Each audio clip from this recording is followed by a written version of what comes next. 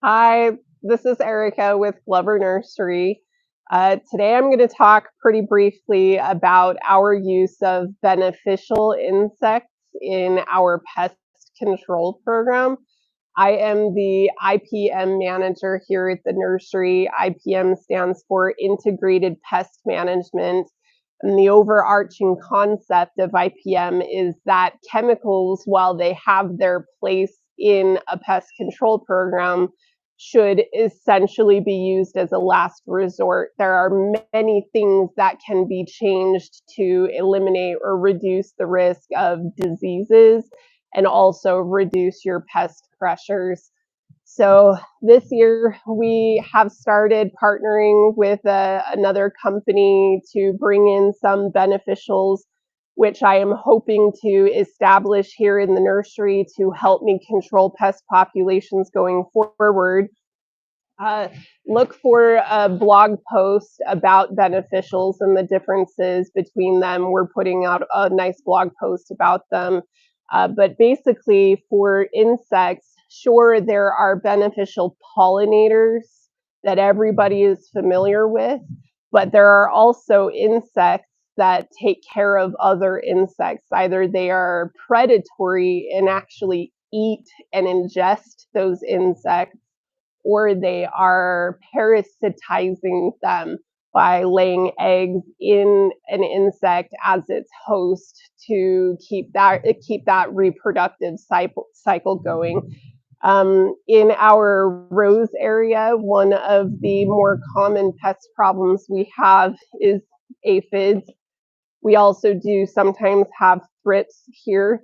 So the insects that I am releasing will help me control both of those types of insects. One of them is a wasp. So I'm gonna stay here and have Regan tell me what she wants me to do with the camera. No, you just ask where you want. Yeah, you into the far over. Oh, there you go. So this is a parasitic wasp. It's a parasitoid.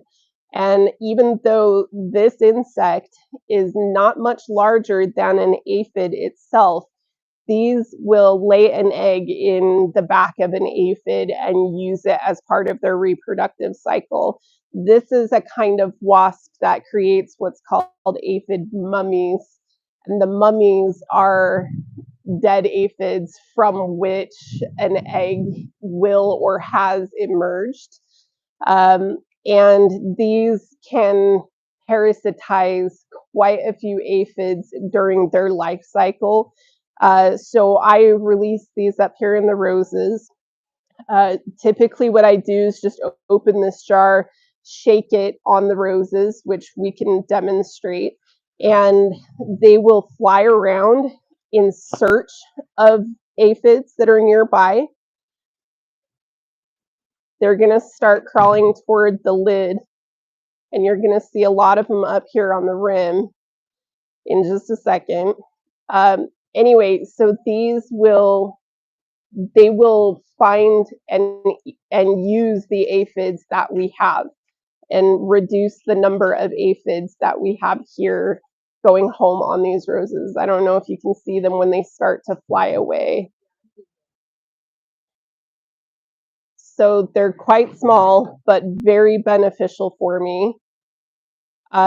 For the moment, while we're making the video, I'm just going to set this down and leave it open and let them exit as they wish.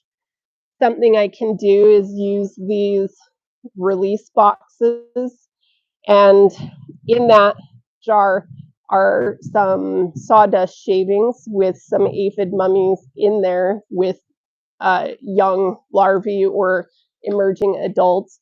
And I can shake some of that sawdust in this box and hang this box in a few different places. And when the adults emerge, they just exit the top of the box and fly to the next plant. So this helps me distribute those that have not yet hatched. And then I also have what are called midges.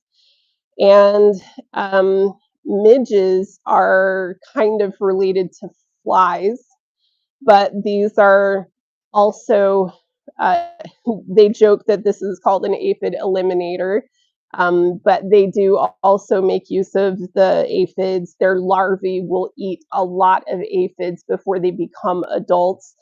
There's a lot of condensation on the inside of this package, so I'm going to open it and go ahead and release some while we're talking. Um, so these, there are, I don't know. Well, I just got like a whole cloud of yeah. So I don't know if you can see those, Regan. They're kind of swarming in the bottom of the container. They are. They're very tiny. They're probably the size of gnats, but they also do a good job. Mostly their larvae do a good job of controlling the aphids.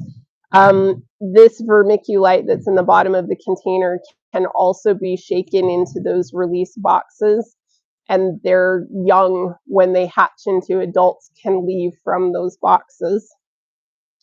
I'm going to close this because this one box I have to release in several different areas. Yeah, and then I also have predatory mites. The predatory mites, they are they eat other mites, but they also eat other kinds of insect eggs and larvae that are small enough for them to get to. So it's almost impossible for me to show you how small these are. They are basically microscopic, but what these do is if I shake out this vermiculite that's in this jar and I shake just a teeny tiny bit onto a plant container, the mites are in this vermiculite, and then what they do is run up the stems of the roses and find any spider mites that might be on the roses, and they eat those. Uh, so these predatory mites, there are a species called Gallindromus occidentalis, and Gallindromus is something that can survive year round here in Utah with our weather conditions. So when I release enough of these over a few seasons, we will have a population living here that can help me take care of the spider mite issues in future years. Roses are certainly not the only crops that have these types of problems.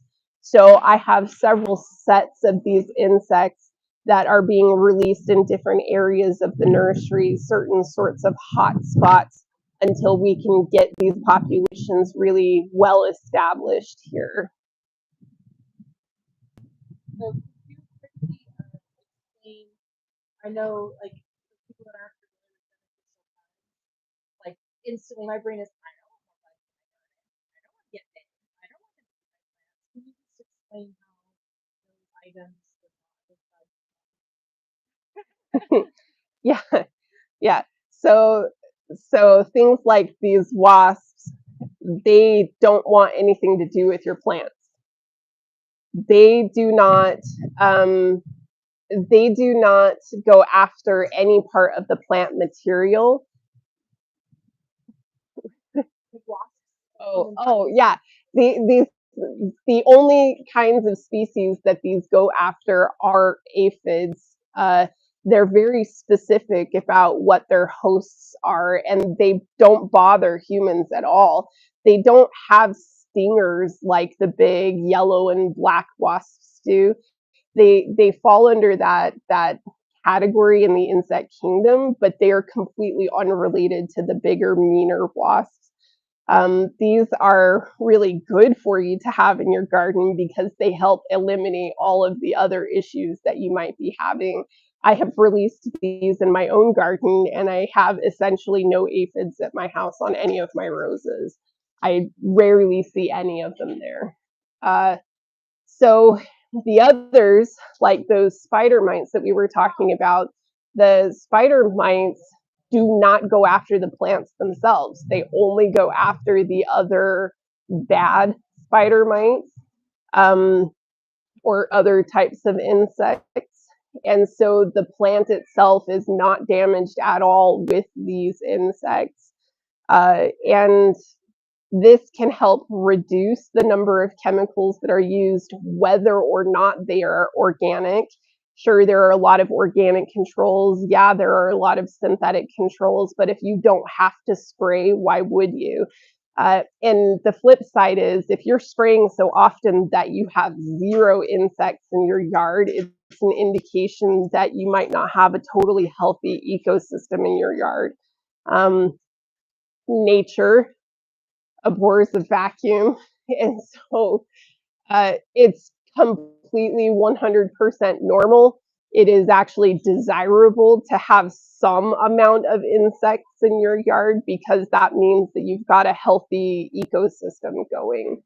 But these help eliminate the aphids and other things that are doing damage to your plants. And I have one more question for you, then I'll let you actually get to work. Okay. So one of the things I'd love to explain to people is how very the wind blows things in. You might not see one aphid, and then overnight it's 2,000. It's very true. Neighboring yards can have a big effect, neighboring properties, and how well those homeowners or commercial property maintainers, how well they take care of their plants and landscapes. That can be a concern also with like fruit trees. If you have really nice, healthy fruit trees in your backyard and one of your neighbors down the street isn't caring for theirs, they can introduce bugs to your yard from their tree that's not being cared for, just as an example. And sometimes we receive pests. They come with the plants on the trucks, and so I don't always have control. The wind, you can hear the wind. Sometimes insects are carried on the wind, even from great distances. These little teeny tiny wasps, you can imagine how far a wind gust would take them. In this case, they would be good insects to have in your yard, but a lot of times aphids can show up when you have no aphids in your yard. So it's just an example of different ways that pests can get into your yard. The pests don't always come on the plant materials to your yard. They can come from somewhere else to your yard. Just to keep that in mind. Yeah, you're welcome. Any last minute thoughts before we leave you to your Bugs are cool. I like bugs. Yeah. Anyway, thank you. So much.